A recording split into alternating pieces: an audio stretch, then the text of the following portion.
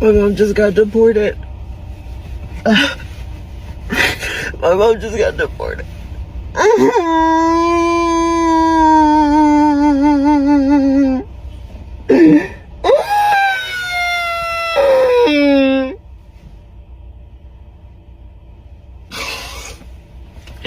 It's so not fair.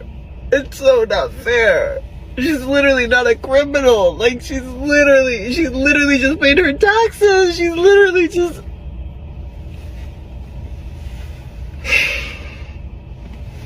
We're not safe. No one's safe. Please. Hug your loved ones, please. I wish I could say fuck them, right? Fuck you! No, I can't say it no more, bro. Fuck me! I'm the fucking problem! Fuck! 60% of Latinos voted for Trump. 60%? Y'all hate yourselves that much? You hate your cousins, your uncle, your friends on the other side of the border or trying to become citizens? Y'all hate them that much? 60%? I don't understand. I just keep saying 60%. Us as black people, we did our part. We really tried. But the Latinos? How do I care more for your rights than you do for your own rights? How do I care more for you and your family to finally get the American dream than you do? How do I care more for your uncle, your sister, your brother, your whoever, your mija, your mijo? How do I care more? 60% of Latinos. I will not be listening to the music no more. I will not. You have disappointed me. I will not be bachata in no fucking more, bitch. Fuck you, Latinos. Imagine your vote being the final nail in your father's life. Meet Cynthia. She voted for President Taco in the 2024 election, and her father is undocumented. Well, Immigrations and Customs Enforcement decided to pick up her dad and detain him. And here's the worst part about it. Her father has stage 4 colon cancer and is terminally ill and has roughly about 6 months left to live. This is about being human, about love, connection, and presence. The one thing he needs the most is the one thing that we're being kept from giving him, which is us. Well, I really hate to say this, Cynthia, but your vote is the thing that's keeping you guys separate. And honestly, I know that you love him, but your vote says otherwise, knowing that he's undocumented. I feel that it would be immoral and inhumane to let a man who is suffering, who is terminally ill, spend what little time he has left in pain and isolation. See, instead of spending his last 6 months with his family with some dignity, he's now stuck in an ICE detention center because of your vote. And those 2 clips that you saw was actually Cynthia doing a testimonial to the ICE detention facility to see if they would actually release him, and they actually denied the request. So I'm not exactly sure what's going to happen in this situation, but I honestly feel like her vote pretty much is the final nail. And in this instance, I actually do genuinely feel really bad for the father. No one should be spending the last 6 months in this type of situation. Honestly, I don't feel bad for you at all. The reason why I don't feel bad for you is because when you were at that ballot, you casted your vote, and you were okay with knowing that you were voting for other girls having their daddy taken away from them. You were voting for other little girls having to come home and not have their daddy there anymore. You were voting for other families to have their daddy be deported, and you were fine with it, and you were okay with that. In fact, that's what you chose.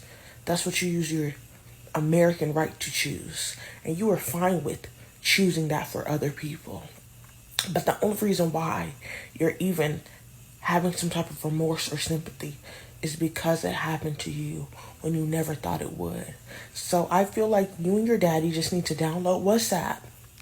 Y'all will be okay. You'll be okay. You will. And hopefully you'll use this as a learning lesson. And hopefully you will educate yourself and really research what you're voting for before you vote next time. I don't understand how, as a child of immigrants or as a immigrant yourself, you would vote for an administration that is totally against you. That is insane and inexcusable. There's no excuse for that. They took my wife. This man who wished not to be identified says his wife is from Venezuela and has lived in the United States for a few years. She was one of 3 people taken from this home. I'm told the 2 others were men who worked in construction. You see them here. This video, only 1 minute and 52 seconds long, we do not see his wife being removed from the home. But this is a picture of her that he keeps in his wallet. Her name is Vianis Ramirez, and he says she was in the process of becoming a United States citizen. She already had a court date. She was good.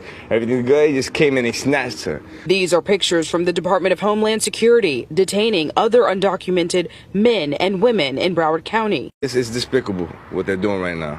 It's very embarrassing. President Donald Trump arrived at his Trump National Golf Resort in Doral Saturday, set to host GOP leaders for a conference. This man hopes this message makes it to him. If I get a chance to talk to you, man, yo, please, man, let's work something out. So you, man, let me keep my wife here in the United States, man. She deserves to be here, man. What happens when campaign promises collide with personal reality? Across social media, some Latino Trump supporters are sharing emotional stories after immigration enforcement affected people close to them. Now, difficult questions are being asked about immigration policy, voter expectation, and whether political choices feel different when they hit home. Let's watch more clips and we'll come back to talk about it. The founder of Latinos for Trump just denounced Donald Trump over the ICE raids that are currently taking place in Los Angeles. Here is what Leanne Garcia, the founder of the group, just said in response to the LA raids. Quote, "I am deeply disappointed by these actions. This is not what we voted for. I have always supported Trump through thick and thin. However, this is unacceptable and inhumane." So let's rewind to what she said there about not voting for this. Yes, you did, Leanne Garcia. You guys were calling for mass deportations. I mean, there were signs at the RNC that said mass deportations now. And now that Donald Trump is president, he's carrying out the mass deportations. And this is what it looks like. It's Donald Trump's Gestapo tear gassing people. And don't claim you didn't see this coming, because he tear gassed protesters during his first term. So yes, this is exactly what you and the Latinas for Trump voted for. I can't even believe that's a group. It's like chickens for KFC. Anyway, this is what you voted for.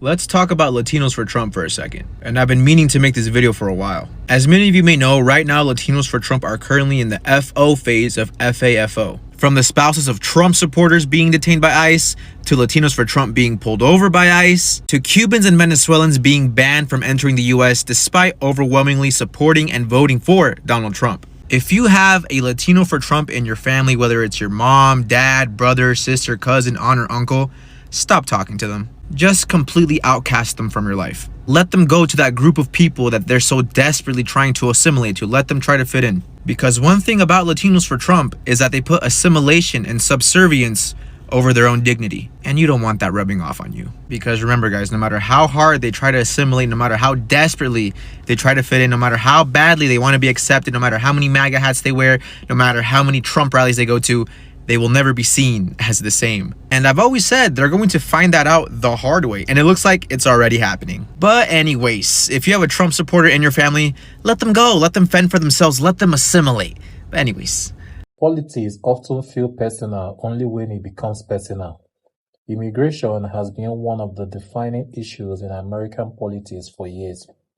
Supporters of stricter enforcement argue that stronger border security and immigration law protect the country and uphold the rule of law.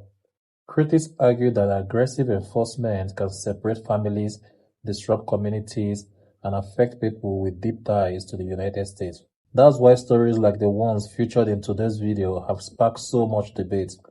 For some voters, these experiences have led to regret.